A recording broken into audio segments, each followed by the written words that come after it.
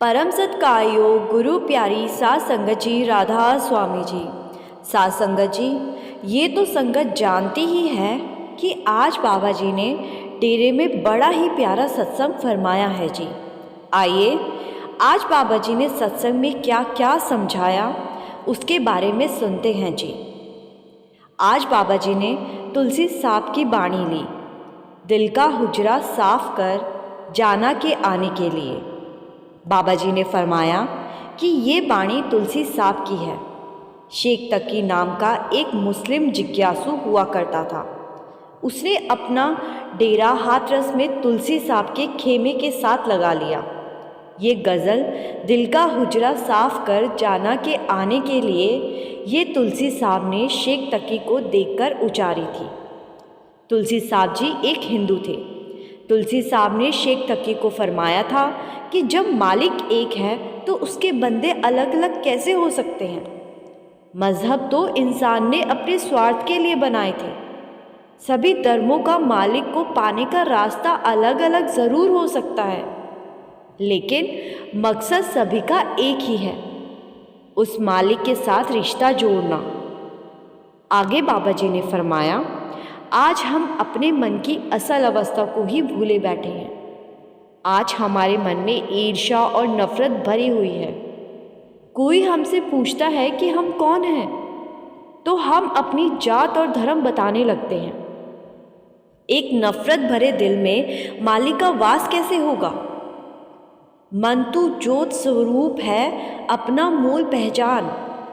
बाबा जी ने आगे समझाया कि जब हम ज़मीन पर या कुर्सी पर बैठने लगते हैं तो हम उसे पहले साफ करते हैं, और जहाँ हमने मालिक को बिठाना है उस मन को हमने साफ किया ही नहीं। मालिक की खोज में हम भटक रहे हैं, और जहाँ मालिक ने मिलना है वहाँ हम देखते ही नहीं।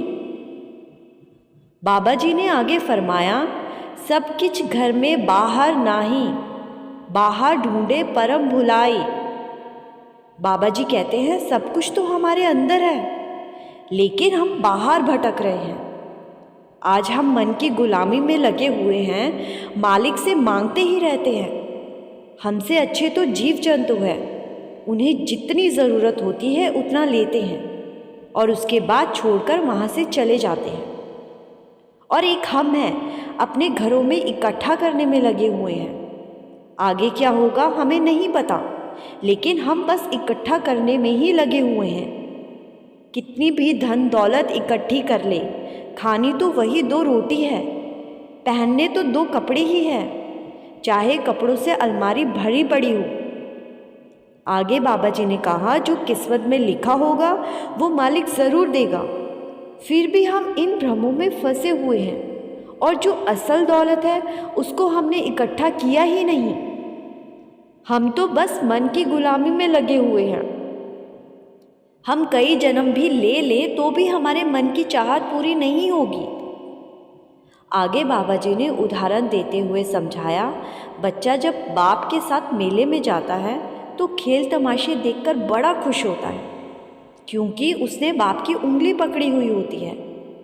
लेकिन अगर कभी उंगली छूट जाए तो वही खेल तमाशे बच्चे को अच्छे नहीं लगते।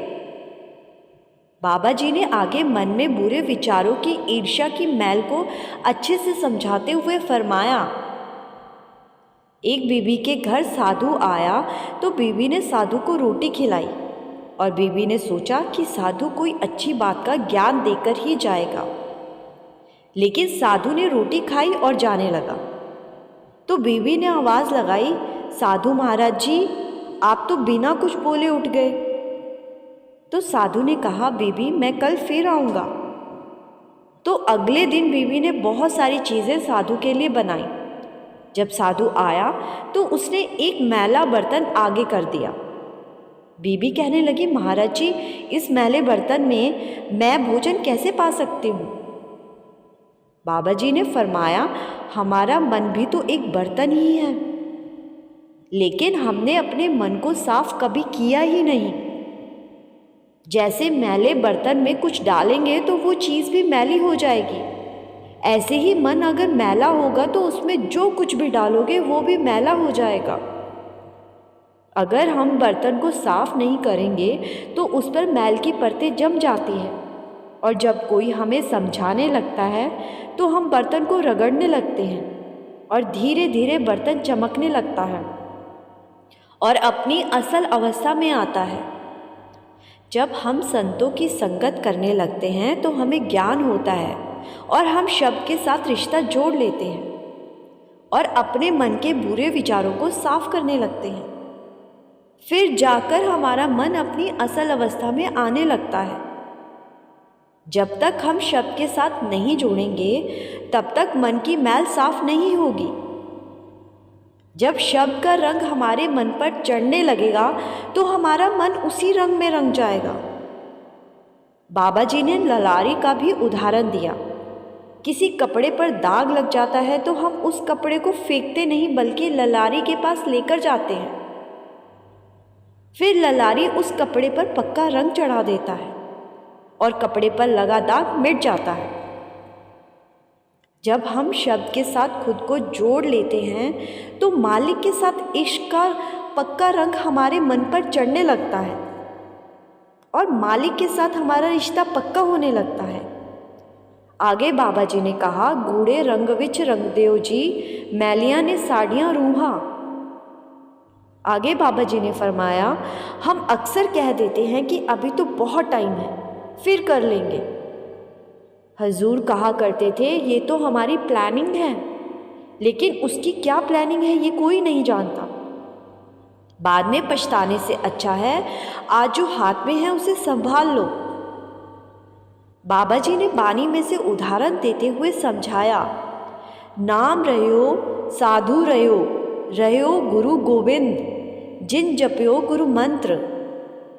आगे बाबा जी ने तुलसी सांप का उदाहरण देते हुए समझाया कि आप जी ने कहा है ये दुनिया एक तमाशा है और एक दिन ये तमाशा ख़त्म हो जाएगा। हमारा मन दुनिया के इन खेल तमाशों में ऐसा फंस गया है कि अगर हम मन की एक चाहत को पूरा करते हैं तो मन दूसरी चाहत को सामने लाकर रख देता है। कई ऋषि मुनि साधु आए जिन्होंने पहाड़ों पर जाकर मन को काबू करने की बहुत कोशिश की। जब वो तपस्या करके वापस लौटे तो दुनिया के तमाशे देखकर उनका मन फिर से भटकने लगा और कई सालों की कठिन तपस्या को एक पल में गवा बैठ गए। किसी ने कहा, मन जो चाहता है उसको देते जाओ, एक दिन मन अपने आप थक जाएगा। लेकिन मन की चाहतें कभी भी खत्म ही नहीं हुई। बाबा जी ने समझाया कि हमें बाहर मुखी साधनों को नहीं अपनाना। हमारा शरीर ही मालिक का घर है। बाबा जी ने फरमाया, बाइबल में भी लिखा गया है, we are the temple of God. हमारा शरीर ही मंदिर है। अंत में बाबा जी ने समझाया, अगर मालिक के साथ रिश्ता जोड़ना है तो हमें लफ्ज़ों में नहीं करनी में जाहिर करना है। साथ संगत जी, अगला सत्संग बाबा जी डेरे में 7 जुलाई को फरमाएंगे जी। इच्छुक संगत जा सकती है जी। साथ संगत जी, कमेंट में राधा स्वामी लिखना मत भूलिए जी और इस चैनल को सब्सक्राइब ज़रूर कर लीजिए जी। यहाँ हम हर रोज़ बाबा जी की साखियाँ, सत्संग और सवाल जवाब अपलोड करते हैं जी। गुरु प्यारी साथ संगत जी, राधा स्वामी।